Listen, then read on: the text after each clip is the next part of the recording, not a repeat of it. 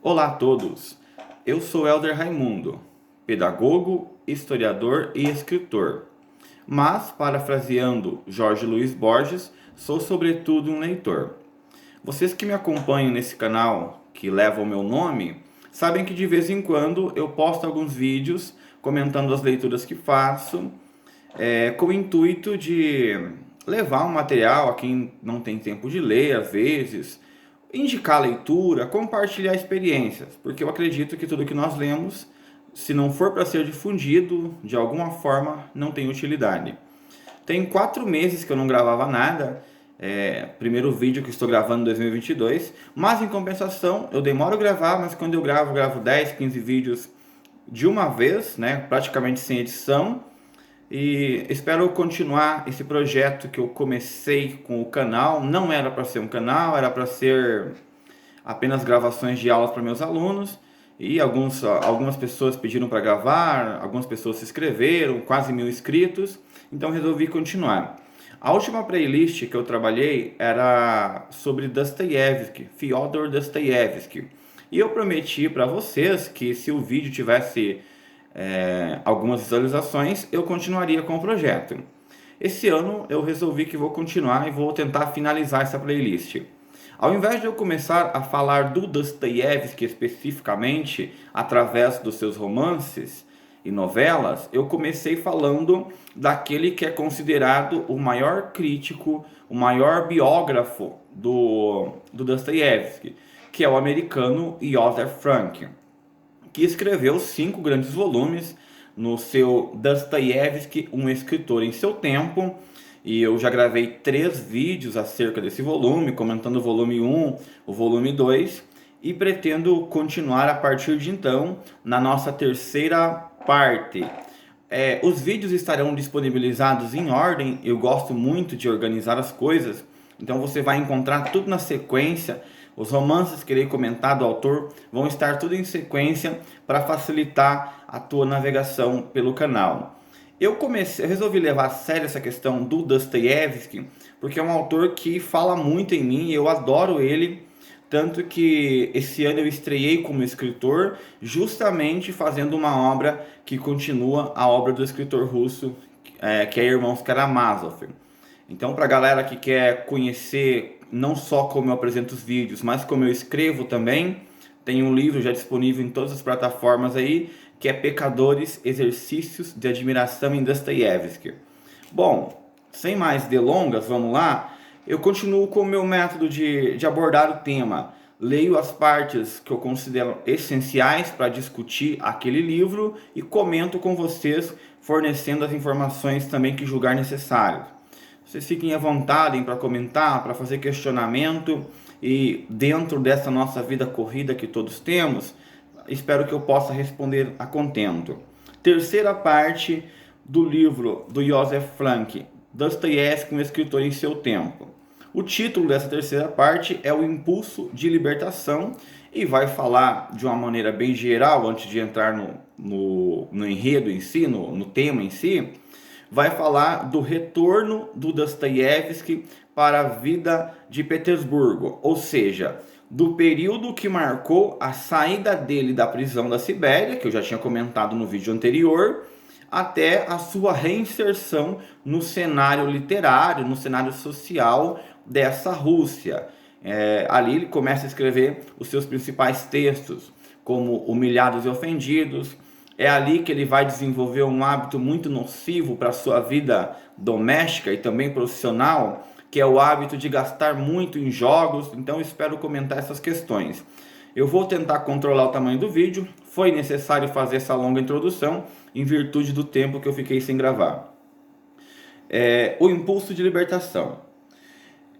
As revistas dos irmãos Dostoiévski, primeiro, a revista O Tempo. Aqui está falando do Mikhail e do Fyodor. E depois, sua sucessora, a Época, assumiram um lugar na literatura russa de porta-vozes de uma tendência sociocultural independente. Tinha por princípio ajudar a promover uma nova síntese cultural russa a partir da fusão do povo e seus superiores cultos.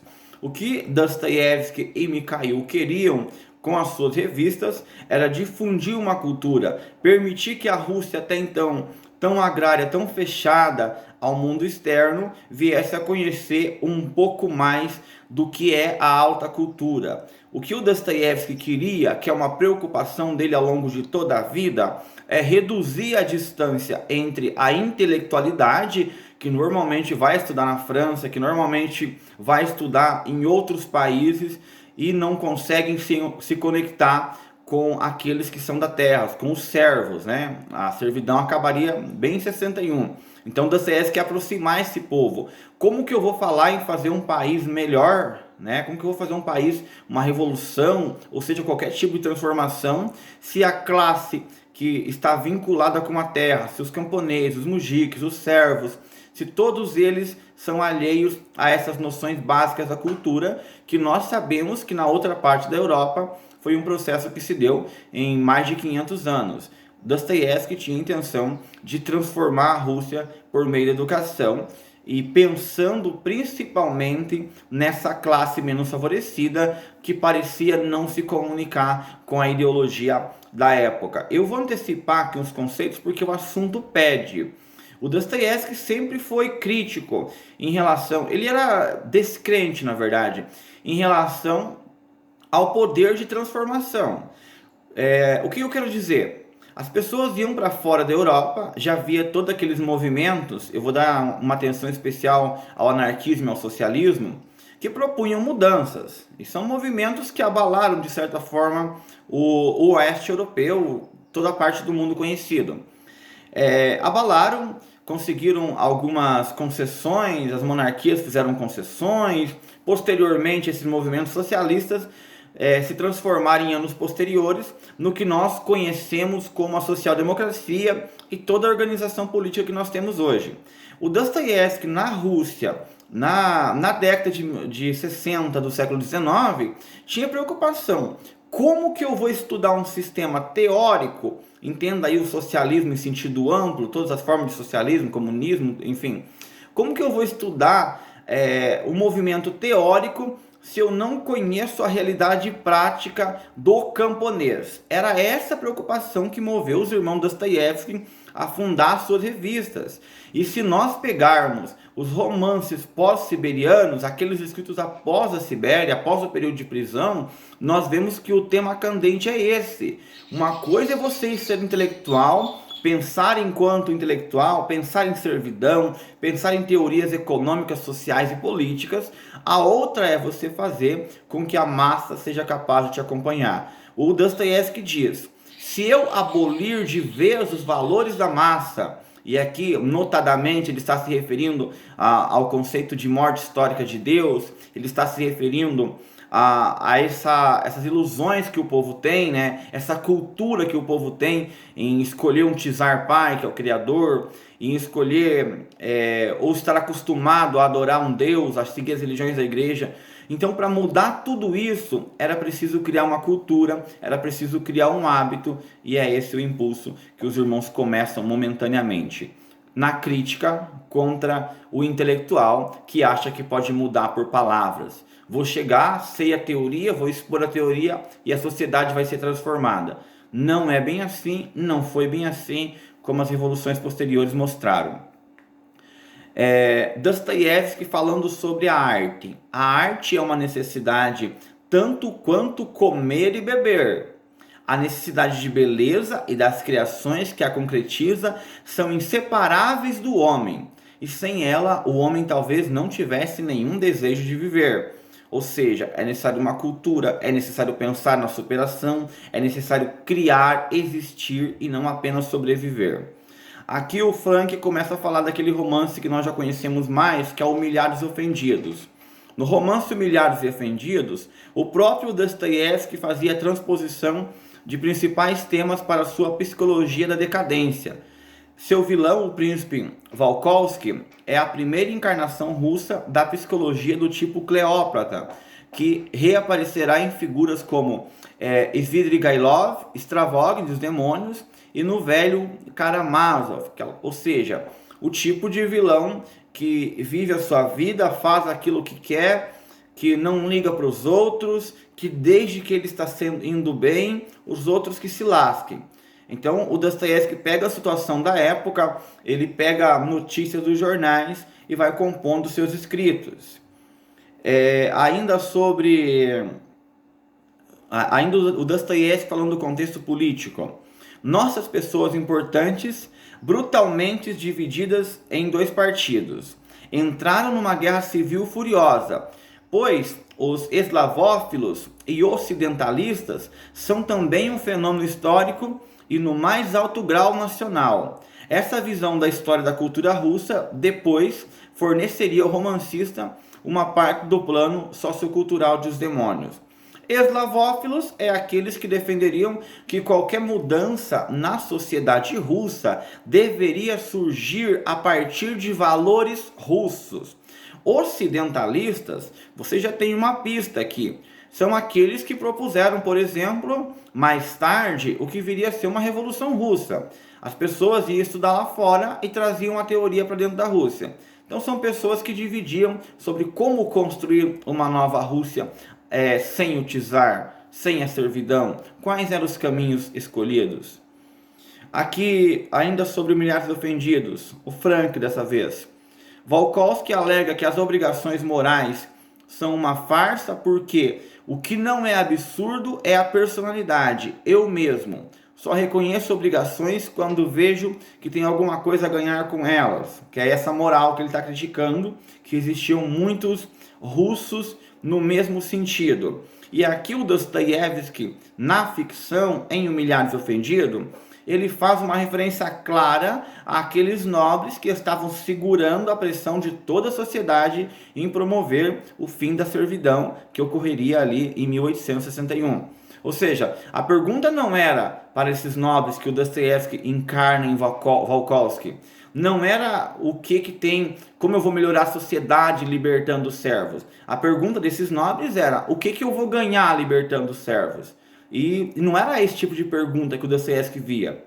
Quando falamos em libertação da escravidão, não é um benefício para os donos, né, dos servos. O termo não é donos, usei donos para simplificar. A questão da libertação dos servos deveria ser uma questão social, acima de tudo, que supera o eu, que supera o indivíduo, que tem interesse social. Na visão de Dostoiévski, a base para todo o progresso na Rússia estava em trabalhar pacificamente em prol dos avanços possibilitados pela libertação dos servos e pelas reformas que o Alexandre II iria impetrar. Bom, vocês conhecem um pouquinho da história da Rússia. O Alexandre II é o czar que libertou os servos, mas depois dele, quando ele morre, o Alexandre III, que é o seu filho, assume, e todas as concessões que o Alexandre II tivera feito, posteriormente vão ser revogadas. O Alexandre III vai centralizar o poder, vai ser autoritário. Eu exploro isso em meu livro também, meu livro Pecadores. Dostoiévski sobre Humilhados e Ofendidos. Em meu romance, há muitos personagens que são marionetes e não seres humanos. Livros ambulantes e não personagens que assumiram forma artística. Ou seja, o que o Dostoiévski está falando do seu romance? Que eu não construo um personagem pensando na vida individual dele, nas relações, que nasce, casa. Que o enredo é trilhado em função dos objetivos que ele quer trabalhar, do que o personagem quer representar. O personagem do Dostoiévski, ele nunca está sozinho, e é por isso que nos apaixonamos pelos escritos desse escritor. Ele apresenta uma ideia, né? Cada personagem encarna uma faceta da civilização, uma faceta nossa. Nós não lemos, por exemplo, um Ivan Karamazov na ótica do próprio Ivan. Nós tentamos ver até que modo nós somos daquele jeito, até que modos existem pessoas na sociedade daquele jeito. E ali o Frank dá um spoiler para vocês sobre o que é o Humilhados e Ofendidos. Romance que eu comentarei com vocês. Claro, se o nível de inscritos subir, porque ainda está bem baixo. O primeiro típico do romance sentimental diz respeito a uma família empobrecida de pequena nobreza. Os Ikmeniev, eu não falo russo, então a minha pronúncia é horrível. Sua filha Natasha se apaixona por Alyosha, filho de um vizinho rico, o príncipe Volkovsky. E quando esta desaprova o romance, porque destinou a Alyosha a uma rica herdeira, os dois fogem e vão viver juntos. O clássico enredo, né? O filho rico é criado num local separado, é educado praticamente no campo. O criado, o administrador da propriedade do patrão, possui uma filha. A filha se apaixona pelo menino, o menino também corresponde essa paixão, e o pai, que está acostumado a ver o mundo pela ótica interesseira, coloca mil empecilhos, porque ele não quer que o filho dele case com uma camponesa que não trará nenhum capital social. Ele quer que o filho dele case com alguém rico. E aí as histórias periféricas se bifurcam também, revelando ainda mais essa miséria e essa discrepância entre as classes baixas e a classe alta. A reação orgulhosa e, portanto, egoísta desses românticos frustrados leva a uma intensificação masoquista de sua própria miséria e a certo sadismo em relação a outros. Aí ele cita a personagem Natasha, Nelly. O que acontece? Os caseiros, para simplificar o termo para vocês aqui, que cuidavam das propriedades do príncipe Valkowski, são profundamente ofendidos quando são acusados, né, de serem desonestos, de tentarem seduzir o patrão rico, o filho do patrão rico. E aí, o pobre, que se agarra na única coisa que ele tem, que é o orgulho, que é o nome, que é a ideia de ser honesto, eu vou provar que eu sou honesto, rejeita qualquer tipo de ajuda, não importa em perder. Ele vive uma vida idealizada, né? Naquela ânsia de parecer que é honesto, de mostrar o patrão que o patrão estava errado, que eu tenho meus princípios, que eu prefiro morrer de fome do que fazer uma coisa errada. Eles exageram a própria pobreza, sofrem, não aceitam a ajuda de ninguém e, por terem sido humilhados, levam a ofensa até as últimas consequências. Alguns morrem pelos caminhos. Enfim, a família inteira desanda, tentando conservar esse ideal romântico de manter todos os valores, de não negociar nenhum valor, e não só de não negociar, como querer provar. Eu vou provar que eu sou honesto, vou provar que eu não quero o dinheiro dele. O nosso patrão vai perceber que é ele que está errado, ele vai ter que se desculpar. E mostra uma faceta que ela é muito interessante. Tudo bem nós sermos honestos, na verdade nós devemos ser mesmo, mas será que vale a pena abrir mão de tudo, tentar provar para o outro que eu sou honesto? Será que o ser honesto já não é suficiente?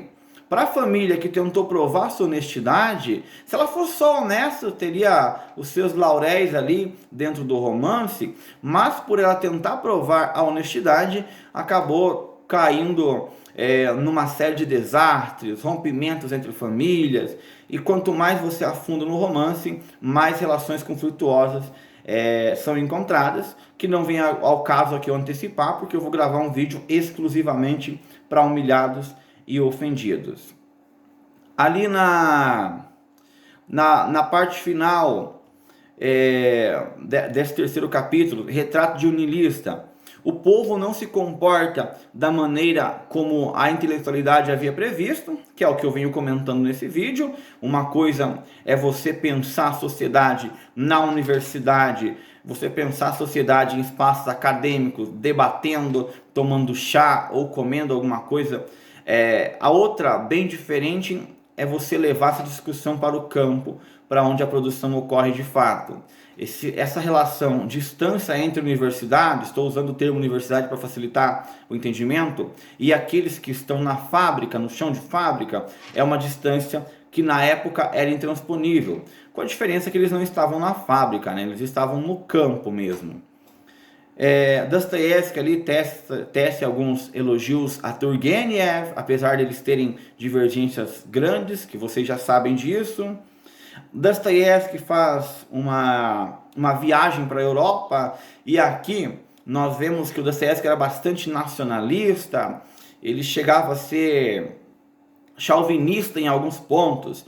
Quem lê o livro Notas de Inverno sobre impressões de verão, ou mesmo os irmãos Karamazov, vai perceber um pouco desse niilismo dele, desse chauvinismo dele. Ele dizia assim, o Frank dizendo aqui ainda: Suas impressões iniciais de Berlim, Dresden e Colônia foram todas decepcionantes. Ou seja, se não é na Rússia, não me agrada. Eu sempre vou achar alguma coisa para criticar se não for a minha Rússia. A minha Rússia eu vou elogiar e o resto do mundo eu vou colocar abaixo.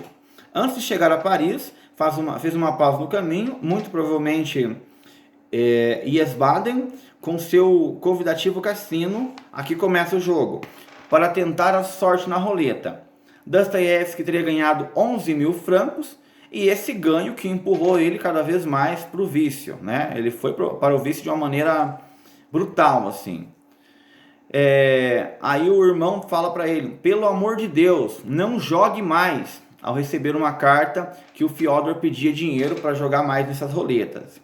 Para um russo com consciência social, Londres era a capital da terra clássica do proletariado despossuído. Quem leu a obra A Classe Trabalhadora na Alemanha, ou a situação da classe trabalhadora na Inglaterra, tem uma noção bem básica do que o Dostoiévski está falando. Havia uma divisão muito clara ali, bairros operários separados dos bairros burgueses. Você ia na Londres, você encontrava um espaço glamuroso, passando algumas quadras, o bairro dos proibidos, a miséria plena de quem trabalhava 14, 15 horas nas fábricas. E a atenção de Dostoiévski voltou-se para esse aspecto da classe baixa. Herzen lhe contara que todas as noites de sábado, 500 mil de trabalhadores com suas esposas e filhos invadiam as ruas do centro para celebrar o único dia de lazer. Aqui é parecido com o que o Engels fala, né? A questão de como o trabalho na Inglaterra, pós-revolução industrial, primeira da revolução industrial, né?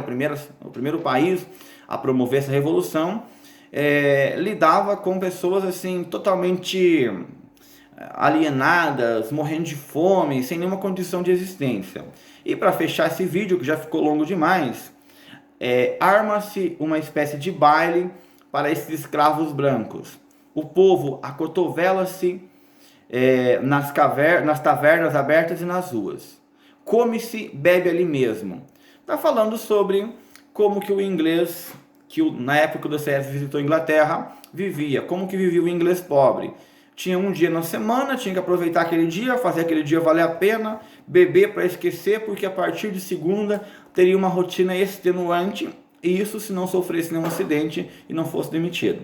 Eu vou parar o vídeo por aqui, porque tem mais parte que eu quero comentar acerca desse volume 3 do Dostoiévski, no Escritor em Seu Tempo.